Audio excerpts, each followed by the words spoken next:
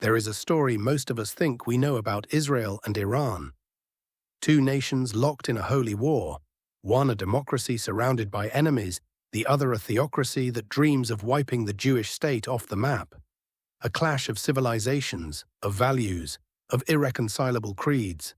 In Treacherous Alliance, the Iranian-American scholar Trita Parsi takes that familiar story and quietly dismantles it, replacing it with something far stranger and far more revealing. What looks like a war of ideologies, he argues, is in truth a contest of power. Beneath the slogans and the venom lies a cold, calculating struggle between two non-Arab giants over who will inherit the Middle East. Parsi's argument rests on a simple but unsettling claim that for decades Israel and Iran were not enemies but secret partners, bound together by shared fears and shared foes. The book traces their relationship from the birth of Israel in 1948 through the secret friendship of the Shah, the upheaval of Khomeini's revolution, the clandestine arms deals of the Iran-Contra years, and finally to the bitter rivalry of the post-Cold War era. Drawing on interviews with scores of decision-makers from all three capitals, ambassadors, foreign ministers, intelligence chiefs, and the men who carried the secret messages, Parsi builds a portrait of statecraft stripped of its pious disguises. This is a summary of that book, and the journey it takes us on is one in which nothing is quite as it appears. The enemies of today were the allies of yesterday. The rhetoric of destruction often masked the quiet pursuit of accommodation, and again the chance to break the cycle was squandered not by fanatics, but by men convinced of their own strength. To follow Parsi's account is to learn how easily the language of moral absolutes can be drafted into the service of power, and how much is lost when nations mistake their own interests for the will of history. Chapter 1. Introduction: An 800-pound gorilla. When Mahmoud Ahmadinejad declared in 2005 that the regime occupying Jerusalem must vanish from the pages of history, the world heard the opening shot of an ancient and ideological war. Parsi insists we have misread the moment entirely. The line was mistranslated and overheated, but more importantly, it was an effect, not a cause. The real engine of the Israeli-Iranian conflict is not theology, but geopolitics, and it has been simmering since the end of the Cold War, when the strategic logic that once bound the two nations together suddenly dissolved. Parsi shows that both Israel and Iran have a powerful incentive to dress their rivalry in the costume of an ideological clash. For Israel, painting Tehran as a nest of irrational mad mullahs makes deterrence seem impossible, and Western support seem a matter of survival rather than choice. For Iran, posturing as the great defender of the Palestinians and the honor of Islam lets it appeal over the heads of pro-Western Arab governments to the Arab street, making opposition to Iran look like betrayal of the Muslim cause. The ideological framing serves both regimes, which is precisely why both cling to it. Yet beneath the demonization lies a buried affinity. In the bus terminals of Jerusalem, Persian pop music plays for Israeli soldiers, much of it sold by Iranian Jews who have built a life in the heart of the Jewish state. Both peoples quietly regard themselves as older and finer civilizations than the Arab world around them. Both feel themselves embattled outsiders in a hostile region. The 800-pound gorilla in the room is not religious hatred, but a strategic rivalry that has shaped nearly every conflict in the modern Middle East. A rivalry that statesmen in Washington have, at enormous cost, refused to see. The deepest lesson of this opening is one about the nature of truth itself. When leaders insist that a conflict is about good against evil, faith against blasphemy, it is worth asking whose interests that framing serves. Reality does not bend to slogans. It has a stubborn shape of its own, discoverable by anyone willing to look past the rhetoric. The work of seeing things as they are, rather than as the powerful wish them to appear, is the first and most demanding act of honesty. Chapter 2. An Alliance of Necessity, the Secret Friendship of the Shah. At the very founding of Israel, Iran faced a dilemma it would never fully escape. Shah Mohammad Reza Pahlavi understood that a non-Arab, pro-Western state could absorb the energies of Iran's Arab rivals and improve Iran's security. But to embrace Israel openly would invite Arab fury upon Iran itself, so the Shah walked a narrow path between hostility and alliance, recognizing Israel in fact while withholding recognition in law, a balancing act he sustained with great cunning for 3 decades. What drew the two states together was not affection, but a shared map of dangers. Both feared Soviet expansion and the radical pan-Arabism of Egypt's Gamal Abdel Nasser. Out of this fear was born David Ben-Gurion's doctrine of the periphery. The idea that Israel, unable to make peace with the Arab states surrounding it, should reach past them to build alliances with the region's non-Arab nations, Iran, Turkey, Ethiopia. Ben-Gurion even wrote to President Eisenhower urging American backing for this network of outsiders, a high dam against the Nasserist Soviet tide. The alliance was real, but it was an alliance of necessity, not of love. The partnership ran deep and ran in secret. Iranian oil flowed to Israel through the Eilat-Ashkelon pipeline, bypassing the Egyptian-controlled Suez Canal. Israeli intelligence trained the Shah's dreaded secret police, the Savak. Israeli experts advised Iranian ministries, sometimes whether their expertise was needed or not. Iranian diplomats served in Tel Aviv under the fiction that they were posted in Switzerland. The Israeli embassy was codenamed Burn 2. The substance of cooperation was rich, but its surface had to remain invisible, for the Shah knew that the moment his Israeli dealings became too public, his standing among the Arabs would suffer. Parsi draws our attention to the asymmetry at the heart of this friendship. Because Arab-Israeli hatred ran deeper than Arab-Persian suspicion, Tel Aviv needed Tehran more than Tehran needed Tel Aviv. Iran was thus always more likely to betray Israel than the reverse. This is the quiet truth of alliances built on shared enemies rather than shared loyalties. They last exactly as long as the enemy does, and not a moment longer. A friendship that exists only because of a third party's hostility is not friendship at all, but a temporary convergence of fear. Chapter 3. Rise of Israel, Rise of Iran. The late 1960s and early 1970s redrew the map beneath the Entente. Israel's stunning victory in the 1967 war transformed it, in the Shah's eyes, from an embattled state into an aggressive one, and Iran began quietly to pull away. The Shah supported UN Resolution 242 and pressed Israel privately to return the occupied territories, not out of love for the Arabs, but because Iran itself, with restive minorities in Baluchistan and Azerbaijan, needed the principle that territory cannot be seized by force. At the same time, the great shifts of the era loosened the bonds of the alliance. Egypt, under Anwar Sadat, broke with the Soviet Union and drifted toward the West, removing Iran's chief Arab antagonist and warming Iranian-Egyptian relations. As Iran's wealth and confidence grew, fueled by soaring oil revenues, it became less willing to side automatically with Israel. The Shah even refused to invite Israel's head of state to his lavish celebration of 2,500 years of Persian Empire, lest the Arabs boycott. And Iran was rising fast. The British withdrawal from the Persian Gulf created a vacuum the Shah was eager to fill, and President Nixon, overextended by Vietnam, handed him the role of regional policeman under the Twin Pillar policy, granting Iran nearly unlimited access to American non-nuclear arms. Nixon, Parsi recounts, looked the Shah in the eye and said simply, "Protect me."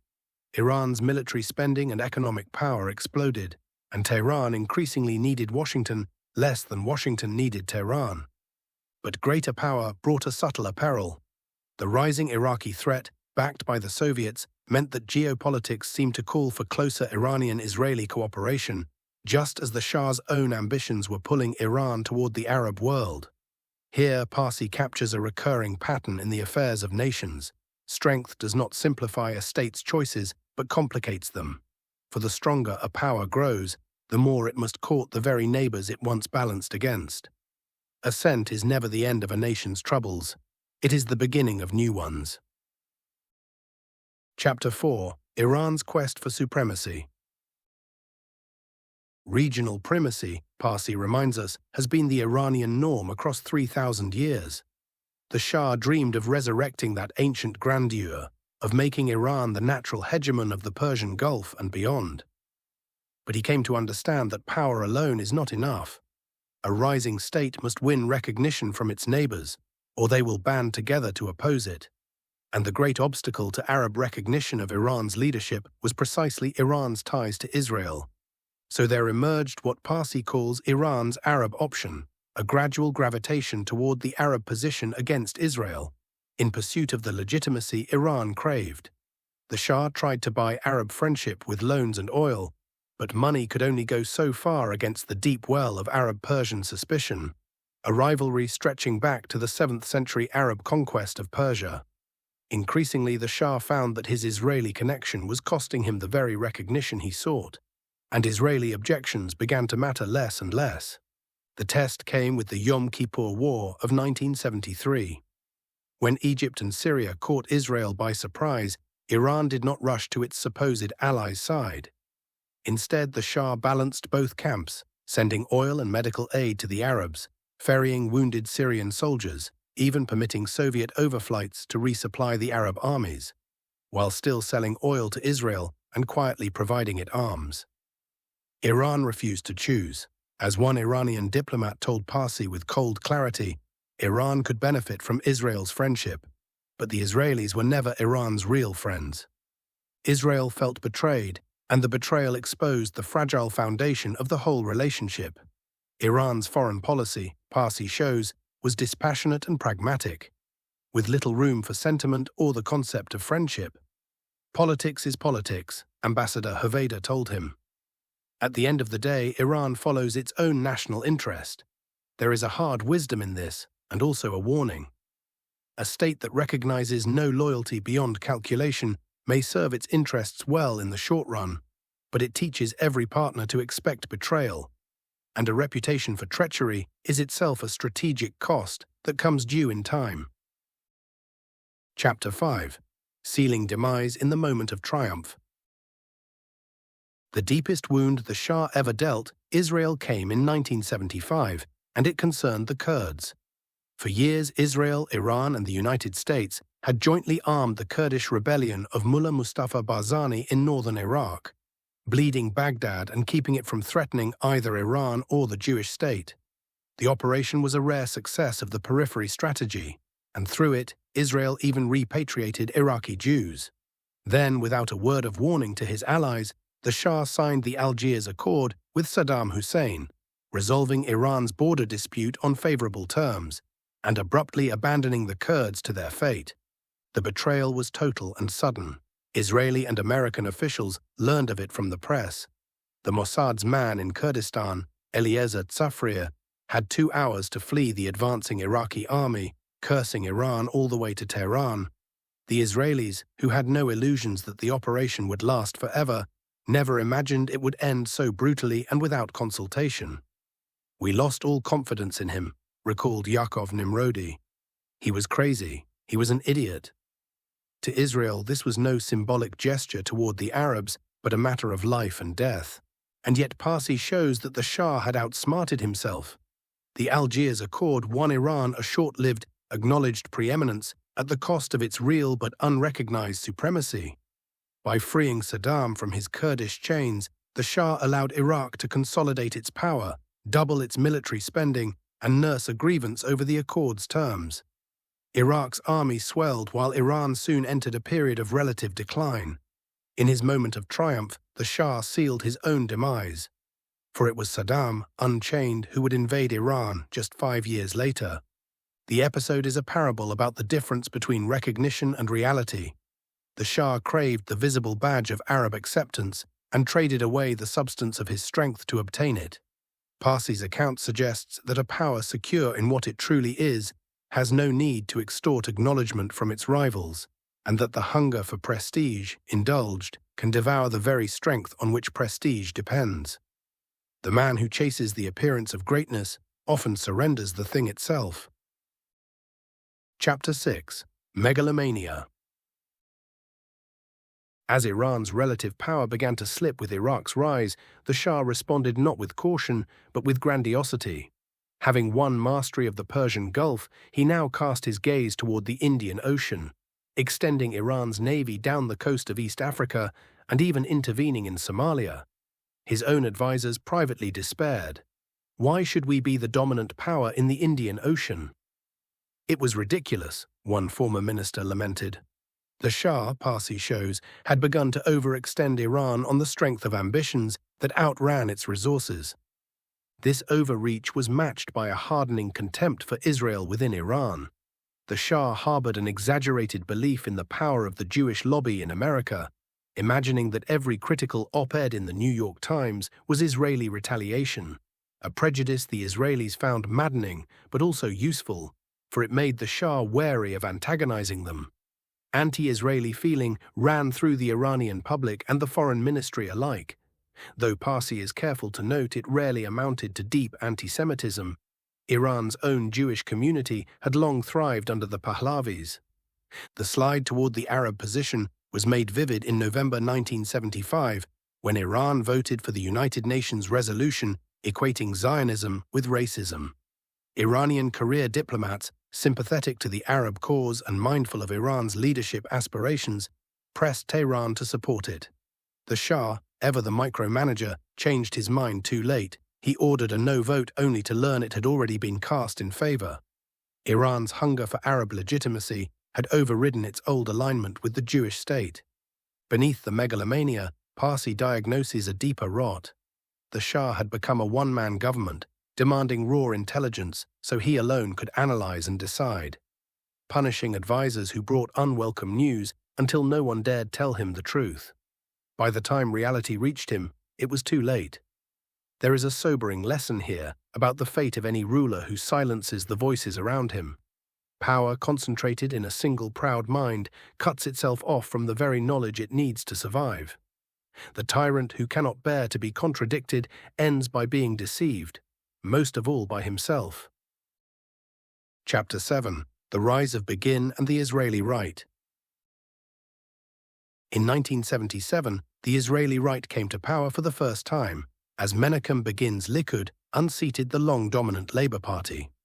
Begin, heir to the revisionist Zionism of Jabotinsky, brought a harder ideology and a deep attachment to Greater Israel. To the West Bank, he insisted on calling Judea and Samaria.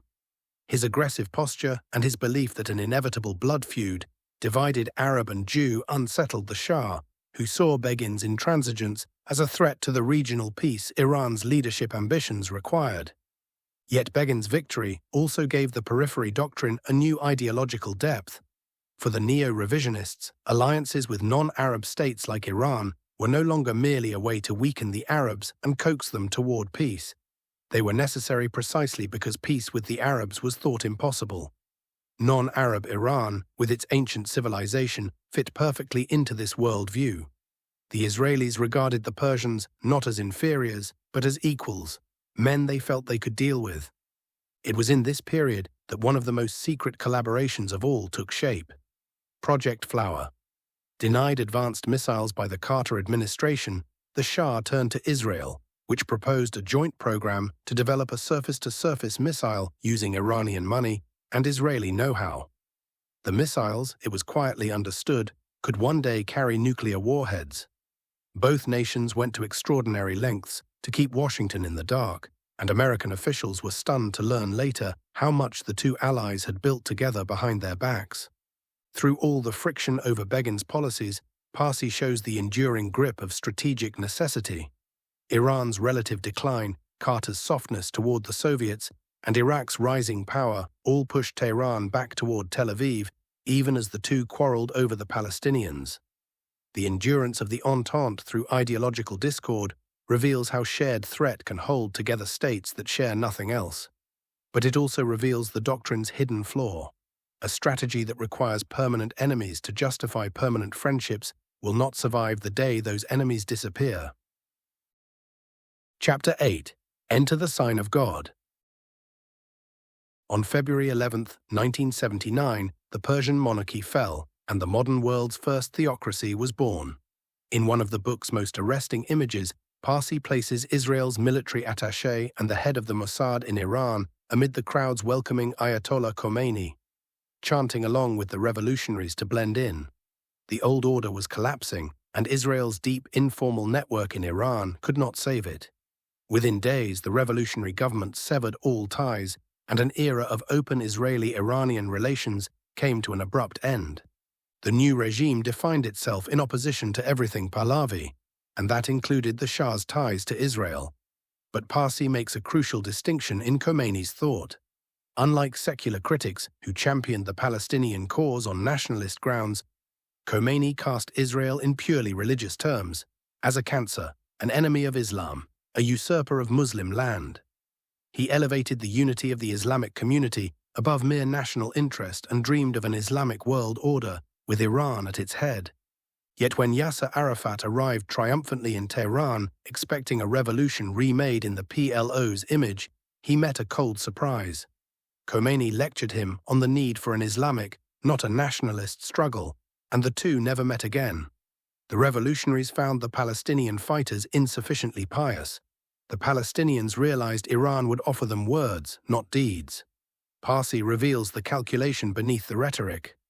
Iran needed to redefine the Palestinian cause as an Islamic one, because only then could a non-Arab Persian state claim leadership of it. From the very beginning, then, the revolution's anti-Israeli zeal concealed a strategic purpose. Khomeini gave the conflict a religious dimension, not merely out of conviction, but because it served Iran's bid to bridge the Arab-Persian divide and lead the Muslim world. Parsi invites us to see how readily the language of the sacred can be enlisted in the service of worldly ambition, and how a cause proclaimed in the name of God may, on inspection, turn out to be a cause pursued in the name of power. Chapter 9. Ideological Shifts, Geopolitical Continuities. Here, Parsi states his central thesis most plainly. The revolution changed Iran's ideology beyond recognition, yet its geopolitical predicament, surrounded by hostile Arab states and a menacing Soviet Union, remained exactly the same. And so, beneath the new Islamic rhetoric, the old strategic logic reasserted itself. The Shah and the Ayatollahs differed in method and justification, but their goal was identical: regional leadership and primacy. The revolutionaries simply pursued it through political Islam rather than American arms. For Israel, the loss of Iran was a grave blow, and the periphery doctrine was so deeply ingrained that most Israeli strategists refused to believe it was permanent.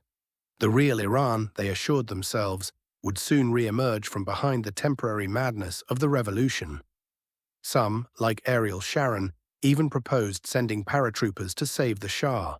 Whatever their differences, nearly all of them continued to see Iran as a natural ally. And the loss of Iran only sharpened Israel's fear of Iraq, which made Iran seem more necessary still. So even as Iran's leaders called for Israel's destruction, the two states found themselves drawn quietly back together by the iron logic of geography. Israel returned refurbished tanks. Iran, in desperate need, accepted Israeli arms. When Khomeini was told a weapons shipment came from Israel, Parsi recounts, he asked whether it was necessary to inquire about the source, and on being told no, replied simply, "Then we don't care."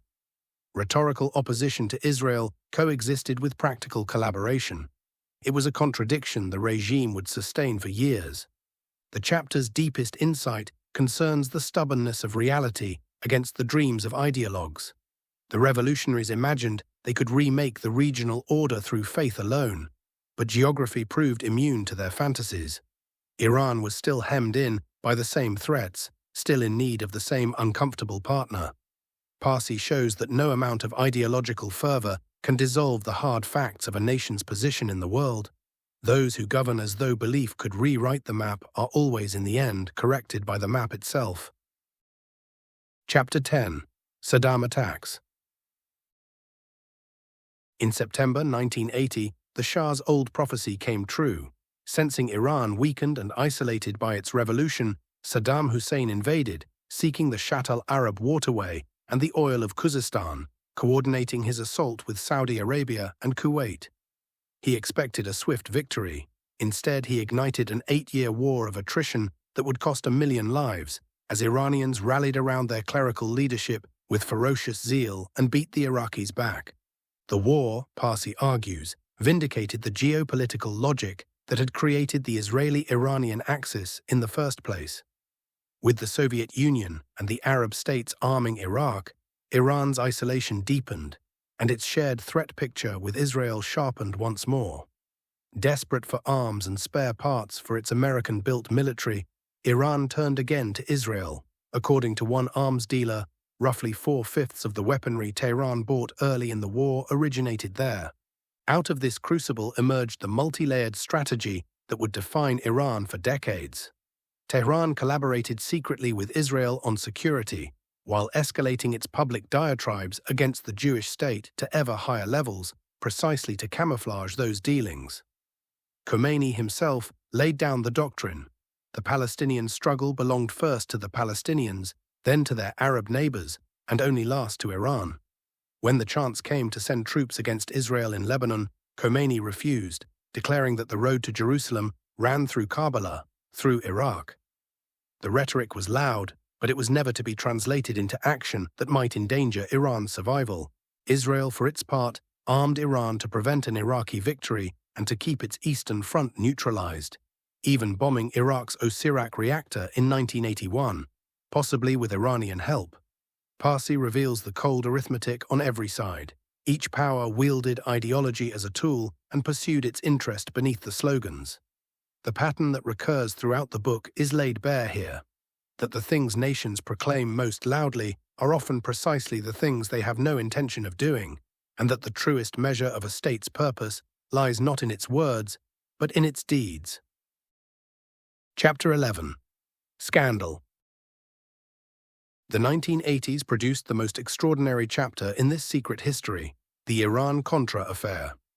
Parsi reconstructs how Israeli officials, driven by the periphery doctrine and the dream of restoring the old Axis, conspired with Iranian intermediaries and American officials to sell arms to Tehran.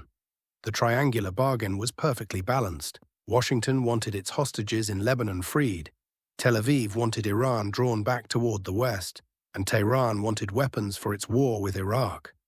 The story is studded with vivid and absurd detail. Missiles shipped with the Star of David still stamped on them, infuriating the Iranians. A chocolate cake shaped like a key and a Bible inscribed by Reagan carried to Tehran as gestures of goodwill. Parsi shows that the deeper Israeli aim was always strategic. As David Kimche and Yaakov Nimrodi understood it, Israel had a duty to bring Iran out of isolation and back into a geopolitical association with the West. They never grasped that Iran had no interest in Israel itself. Tehran sought only to use the Jewish state as a gate to America. This was the affair's fundamental misunderstanding. Israel is always the gate to America, one Iranian strategist explained. The Iranians wanted to repair relations with Washington, not Tel Aviv, and they engaged the Israelis only as a means to that end. When the secret leaked through a Lebanese newspaper, the whole edifice collapsed into a scandal that shook the Reagan presidency, with proceeds from the arms sales having been diverted to the Contra rebels in Nicaragua. What lingers from Parsi's account is the gulf between intention and perception. Israel believed it was rebuilding a friendship. Iran believed it was exploiting an intermediary. Each read the other through the lens of its own hopes and fears. There is a lesson here about the danger of mistaking a transaction for a relationship, of projecting onto another party the desires we wish them to have. The Israelis paid dearly for seeing in Iran a friend who needed only to be reminded of their old bond, when Iran saw only a useful door to be passed through and shut. Chapter 12. The dying gasp of the periphery doctrine. Even as the secret dealings continued through the late 1980s, the world that had given them meaning was beginning to dissolve. Yitzhak Rabin could still declare in 1987 that Iran was Israel's best friend and that Khomeini's regime would not last forever. Such was the depth of the periphery doctrine's hold on the Israeli mind. Israel kept arming Iran, kept reaching out, kept believing that the true strategically minded Iran would one day return to its side. But Parsi shows the assumptions cracking.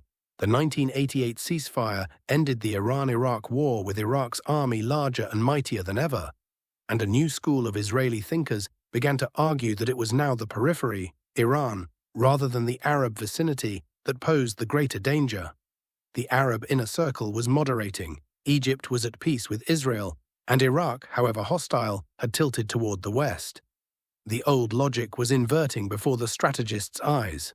When Khomeini died in 1989, Israel hoped for moderation and a renewal of ties, and indeed Iran under President Rafsanjani turned toward pragmatism and reconstruction, mending fences with the Arab states and lowering its revolutionary fever.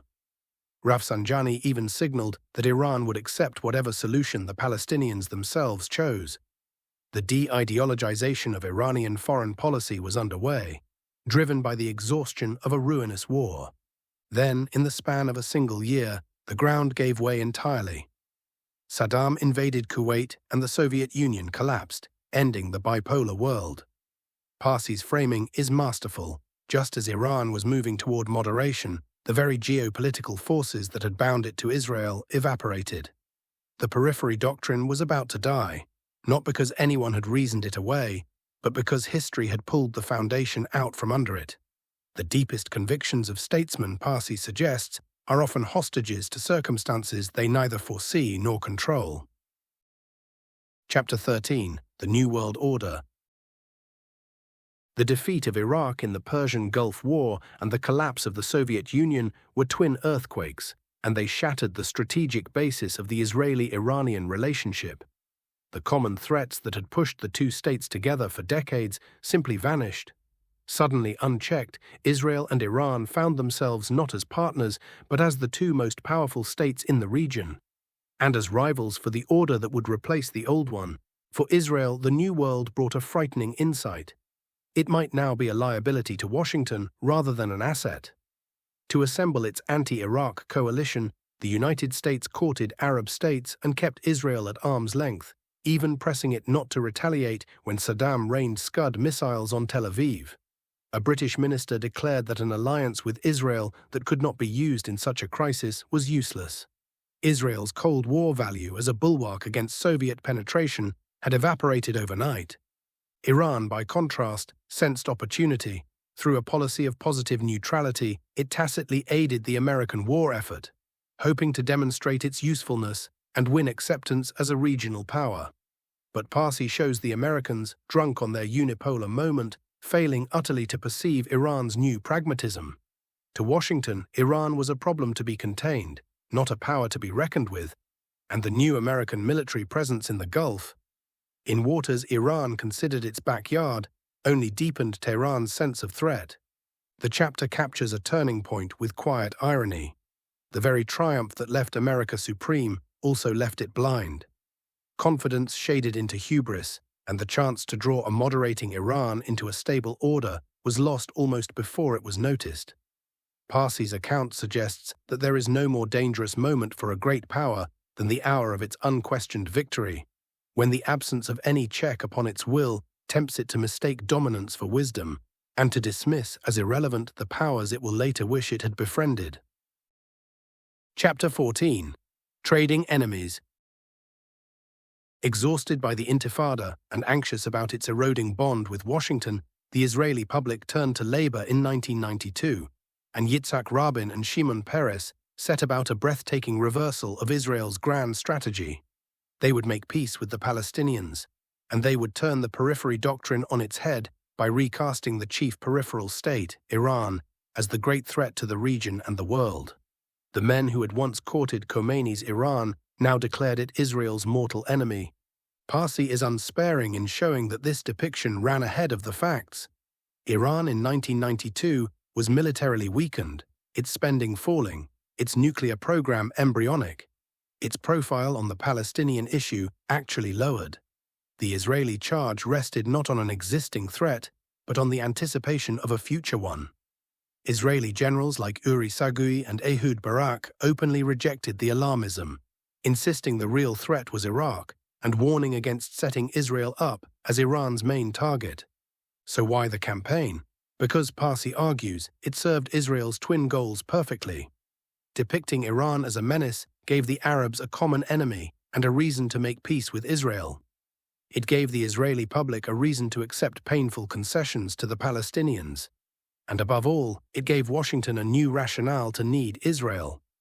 As one Israeli analyst put it with startling candor, After the Cold War, the alliance needed new glue, and the new glue was radical Islam, and Iran was radical Islam. Within months, Washington adopted the policy of dual containment. This is perhaps the book's most troubling revelation, and Parsi handles it with care. A threat magnified for the sake of a strategy can become, in time, a threat in fact. By casting Iran as the enemy of the new order, Israel gave Iran every incentive to become exactly that. There is a hard truth here about the power of words to shape the world they claim only to describe. To name a nation your enemy loudly enough, and to act upon the naming, is to begin the work of making the enmity real, a self-fulfilling prophecy dressed in the language of prudence. Chapter 15. From Cold Peace to Cold War. The Oslo Accords of 1993, with their historic handshake between Arafat and Rabin, transformed the rivalry from a cold peace into a cold war. For Iran, Parsi explains, peace between Israel and the Arabs was not itself the threat. The threat was peace combined with Iran's exclusion and demonization, an Israel-centric order that would leave Tehran isolated and irrelevant. Had Iran been included, it signaled it might have gone along. Shut out, it chose to become a spoiler. For the first time, Iran began translating its anti-Israel rhetoric into operational policy, reaching out to Palestinian rejectionist groups like Islamic Jihad and Hamas. Despite the deep Shia-Sunni divide, the prophecy Rabin and Peres had invoked was beginning to fulfill itself. Israeli intelligence pinned the 1994 bombing of the Jewish Community Center in Buenos Aires on Iran and Hezbollah, and whether or not Iran was truly behind every act, the perception took hold that Tehran had turned to terror. Israel now waged a determined campaign to prevent any rapprochement between Washington and Tehran, fearing that the United States and Iran shared too many interests against Iraq, for Gulf stability, for the flow of oil, and that a dialogue would leave Israel alone with its rival, or worse, see Washington sell Israel out. The instrument of this campaign was AIPAC, the powerful pro-Israel lobby, which found in Iran a new cause after the peace process robbed it of its old one. When Iran offered the American firm Conoco a lucrative oil contract in 1995 as an olive branch, AIPAC and Israel moved to kill it, and Clinton scrapped the deal and imposed a trade embargo. The following year brought the Iran-Libya Sanctions Act. Parsi documents how these measures, by his account, failed utterly to change Iranian behavior while erecting nearly irremovable obstacles to any future dialogue. The chapter reveals how the institutions and habits a nation builds in a moment of fear can outlast the fear itself, binding its hands long after the original purpose has passed, and how a policy of pure pressure, pursued without any door left open, tends to harden the very adversary it means to soften.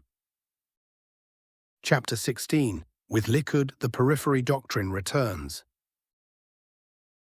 In a striking turn, the hawkish Likud leader Benjamin Netanyahu, on coming to power in 1996, did the opposite of what one might expect.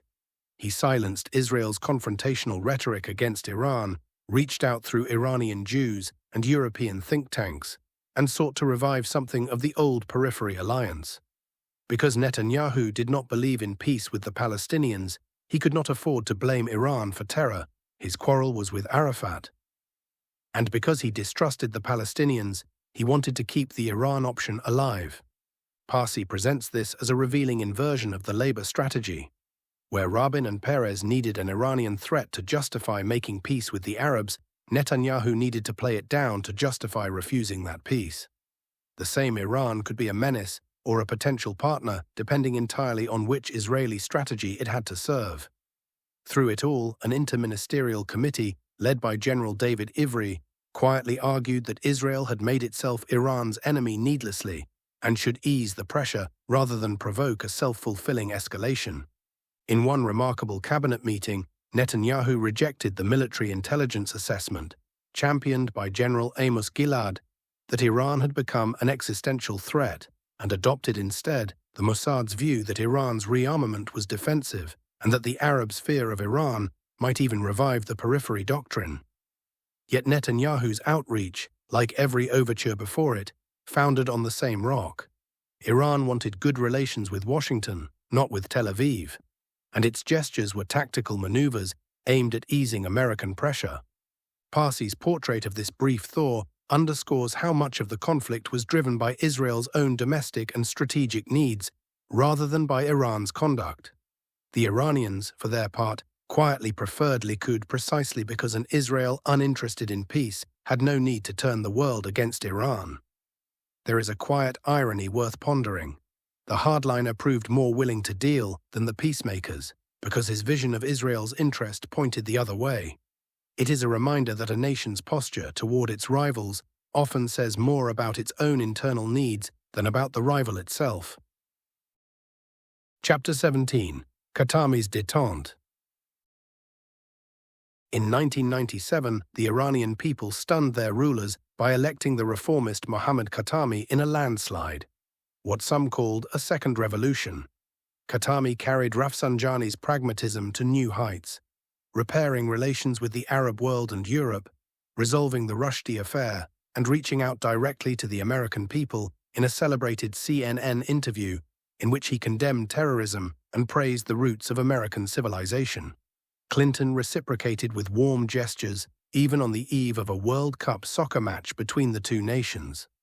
Most significantly, Khatami's government quietly shifted Iran's posture on Israel.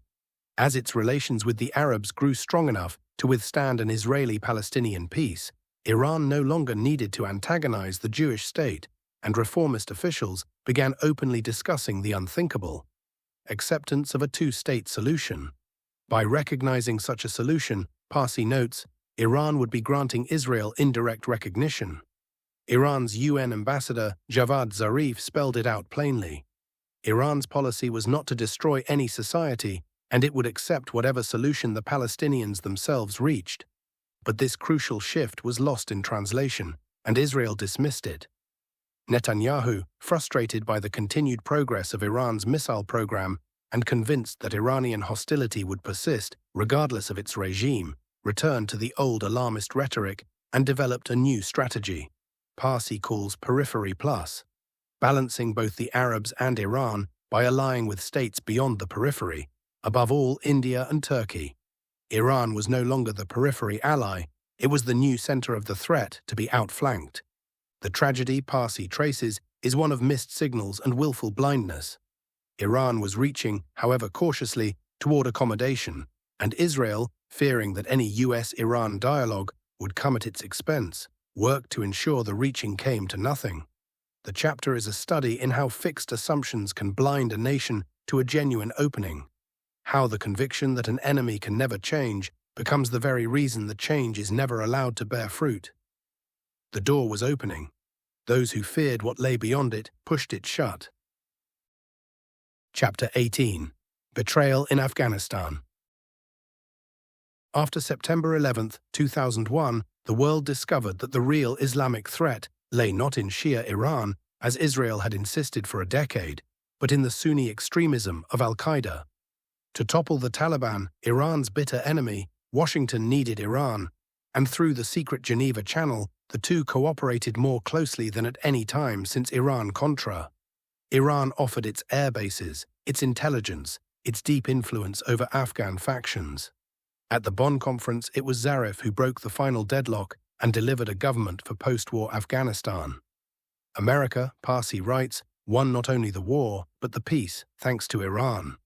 Iran treated this cooperation as a strategic opening, hoping to address the full range of issues dividing it from the United States. But hardliners in the Bush White House, Cheney, Rumsfeld, and the neoconservatives had no interest in rewarding Iranian goodwill. Even Iran's offer to help train 20,000 Afghan troops under American leadership died in silence.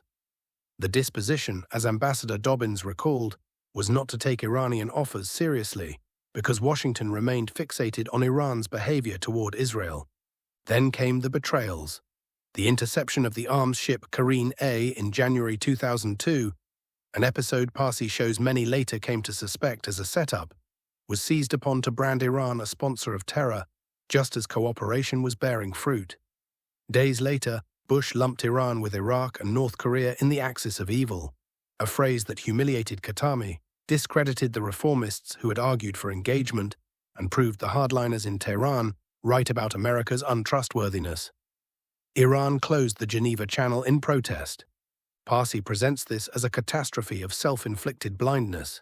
Iran had rendered indispensable help and asked, in essence, for an end to a policy that cost America much and gained it little. In return, it was branded evil.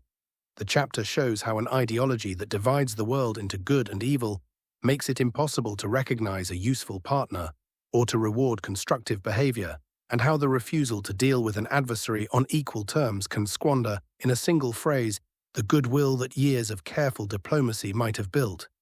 To treat every overture as weakness and every enemy as irredeemable is to guarantee that enemies remain exactly that. Chapter 19. Snatching defeat from the jaws of victory. As Washington set its sights on Iraq, both Israel and Iran opposed the war, each fearing it would empower the other. Israel argued Iran was the real threat and energy should not be wasted on Saddam until it became clear Bush would invade regardless. Then Israel changed tack, urging that Iran be the next target, that real men would go to Tehran after Baghdad. Iran feared encirclement by a pro-Western Iraq, completing a ring of American power around it. But the heart of this chapter is the grand bargain of 2003.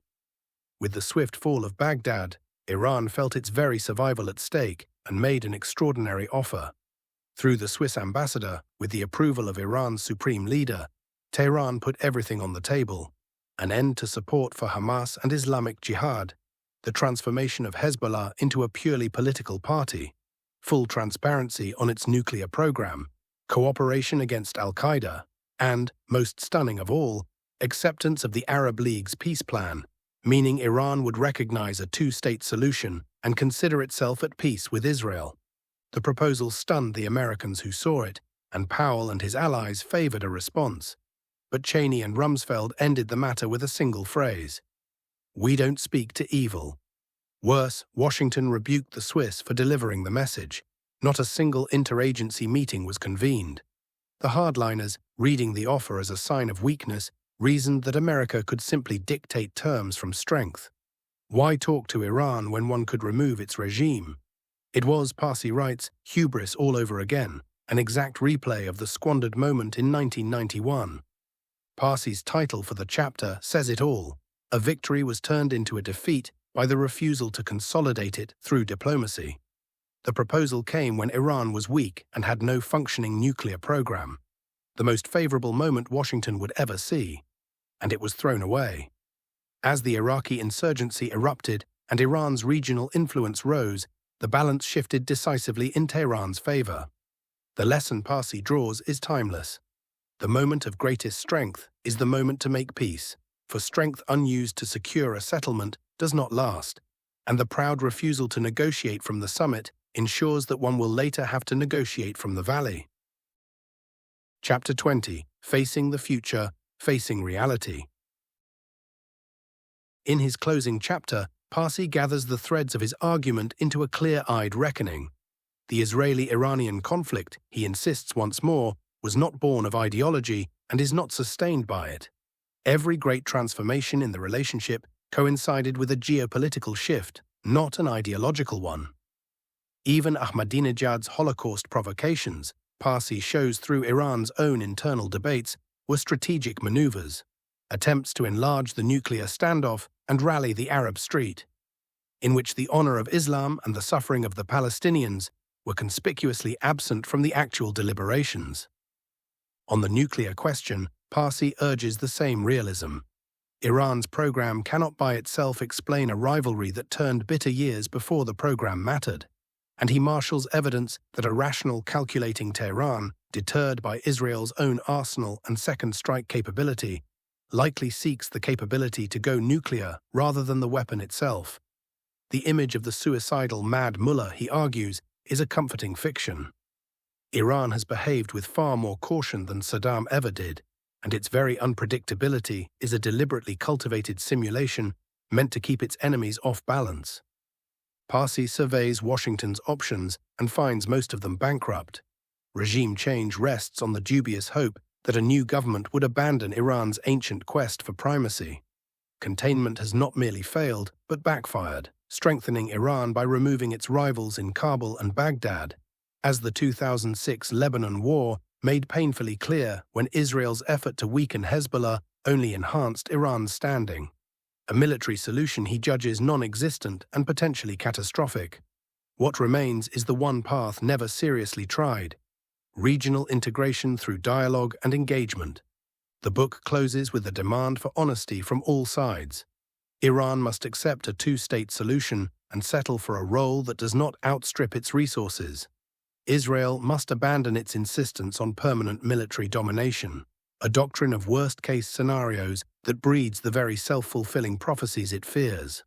America must recognize that neither stability nor democracy can be achieved by perpetuating the balancing game, and that a Middle East integrating the legitimate aspirations of all its peoples, Iran included, would rest on a foundation far more durable than any order imposed by force. Until then, the 800-pound gorilla will remain in the room, hidden behind the comfortable slogans of freedom and faith. Closing reflection. What the reader carries away from Treacherous Alliance is a profound education in the gap between what nations say and what they do. Parsi has taken the most ideologically charged conflict of our age and shown the cold strategic machinery turning beneath it, the secret oil pipelines and arms shipments, the chocolate cakes and the demonization campaigns, the friendships of convenience and the enmities of calculation. He teaches us to distrust the language of moral absolutes when it issues from the mouths of states, and to look instead for the interests that language so often conceals. This is not cynicism, but clarity, a refusal to let slogans stand in for understanding, and a recognition that reality has a shape of its own that no amount of rhetoric can dissolve. The book's deepest theme, threaded through every chapter, is the cost of pride, of the Shah's megalomania, of America's unipolar hubris, of Israel's faith in domination, of the conviction on every side that one's own strength removes the need to deal honestly with others. Again and again, the chance to build something stable and lasting was squandered by powers too certain of themselves to negotiate. Whether or not one shares every judgment Parsi reaches, the discipline he models, of seeing things as they are, rather than as the powerful wish them to appear, is one worth carrying far beyond the Middle East. This summary can only trace the outline of a rich and meticulously documented work. The full book, with its hundreds of interviews and its patient unraveling of a hidden history, rewards reading in its entirety, and I urge you to seek it out.